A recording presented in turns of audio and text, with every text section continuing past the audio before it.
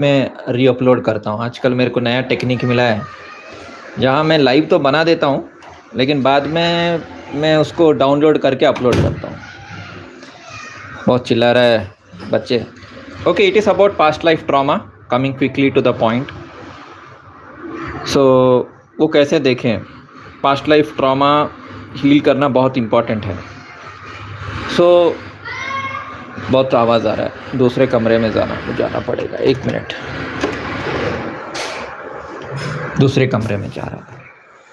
बच्चे चिल्ला रहे हैं, बच्चे तो चिल्लाते हैं, क्या करें, राइट?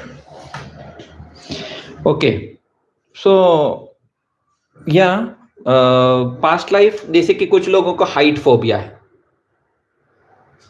कुछ लोगों को डूबने का डर है, पानी का डर है, कुछ लोगों को क्राउड का डर है। जैसे कि मुझे मतलब मैं चुपचाप रहता था, इंट्रोवर्ट रहता था, अकेले रहता था कमरे में दिन भर। ऐसे ही 24 साल मैंने गुजार दिए, तो काफी चुपचाप रहता था। कोई एक दोस्त भी नहीं था मेरा, मतलब 1-2 दोस्त थे, स्कूल में बातें करता था, but it was not like friend in need, friend in deed type का। एमबीए में भी ऐसा ही चला। लेकिन मेरा मेन फोबिया था कि स्ट्रेंजर्स, अनजान व्यक्ति।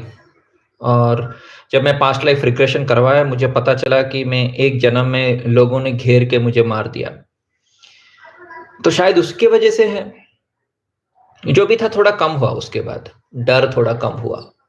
या फोन की घंटी तो अभी भी मुझे डर लगता है, एक टाइप का अजीब टाइप का ये। लेकिन ये सब छोटे मोटे हैं। लेकिन अगर मान लीजिए आपके अंदर बहुत ज्यादा फोबिया है, लाइक हाइट का फोबिया है, तो आपको पास्ट लाइफ हीलिंग करवाना मतलब इम्पॉर्टेंट है। क्योंकि हाइट का फोबिया, फायर, अग्नि का फोबिया, जल का फोबिया, कहीं मतलब आपको स्विमिंग से डर है क्योंकि कहीं आप डूब ना जाएं।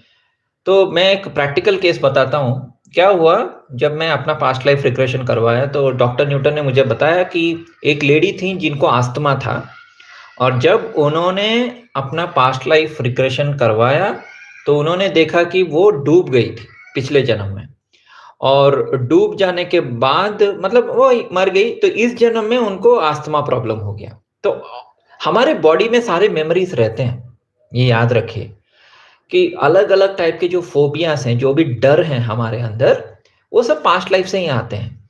तो अगर ऐसे अस्थमा है तो अस्थमा तो वैसे डर नहीं है, अस्थमा तो एक प्रॉब्लम है, लेकिन उसका रूट कॉज ऐसा हो सकता है। एंड ताज्जुब की बात यह है कि वो लेडी, जब उन्होंने देखा कि रूट कारण ये है कि पिछले जन्म में वो डूब के मर गई थी, तो इस जन्म में उनका अस्थमा ठीक हो गया। क्योंकि डॉक्टर न्यूटन ने मुझे बताया कि ये बुद्धा कर्मा हीलिंग टेक्निक है, जो मैंने पहले काफी वीडियोस बनाए, कि अगर आपको रूट कॉज पता चल जाता है, क्योंकि allopathy medicine, homeopathy, even Ayurveda आपका सिम्टम्स को ट्रीट करेगा, लेकिन आपको रूट कॉज नहीं बताएगा। Root cause generally past life में रहता है। जैसे कि कुछ लोगों को रहता है कि मतलब प्यार नहीं मिला कुछ जन्म में, तो इस जन्म में उनको कैंसर भी हो सकता है, दिल में रह गया वो बात, राइट? क्या प्यार नहीं मिला या कुछ और प्रॉब्लम हुआ, तो वो अलग अलग रोग बन के आपके बॉडी में प्रवेश करता है। प्यार नहीं मिला क्योंकि दिल का मामला है, ओके, पैंक्रियास का मामला है, तो सारे ऑर्गन्स इफेक्ट होते हैं अगर आपका रूट कॉज कोई पास्ट लाइफ में है तो। एंड 99% पास्ट लाइफ में ही रहता है, जिसके वजह से वो ट्रॉमा रह जाता है। तो ये ट्रॉमा पता करना बहुत जरूरी है। मतलब छोटे मोटे फोबिया, मेरे जैसे फोबिया तो प्रॉब्लम नहीं है, लेकिन अगर मान लीजिए ऐसे ही मैं बता रहा था ना कि हाइट का फोबिया है, ऊपर से नीचे देखे चक्कर आ रहा है, पानी से चक्कर आ रहा है, आग से चक्कर आ रहा है, ओके, किसी से बात करने से चक्कर आ रहा है। सो बड़े बड़े फोबियाज का root cause generally past life में रहता है, उसको हील करना बहुत ही जरूरी है। ठीक है, तो अगर कोई अच्छा पास्ट लाइफ रिग्रेशन एक्सपर्ट मिलता है तो आप करवा लीजिए। मैं किसी की एडवर्टाइजमेंट नहीं कर रहा हूं, मैं किसी का नाम भी नहीं बताऊंगा।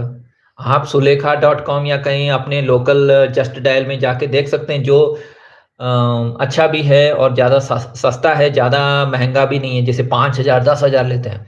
मैं जब करवाया था तो मैं सिर्फ 1,000 दिया था। वैसे मेरा सैलरी भी कम था, 8,000 ही था, उसमें से 1,000 देना उस टाइम पे तो ज़्यादा ही था, लेकिन ओके। 1 2 3 हजार तक ठीक है, उससे ज्यादा डोंट गो, मेरा वही सलाह है। लेकिन करवाना जरूरी है अगर आपके लाइफ में ऐसे फोबियास हैं तो, ठीक है। मैं एडवाइस दे रहा हूं, ये नहीं कि आपको लेना है, ये मुफ्त का एडवाइस है, राइट? तो कोई लेने का जरूरत नहीं है। This is also one method, one technique to heal your past life trauma karma. Okay, धन्यवाद।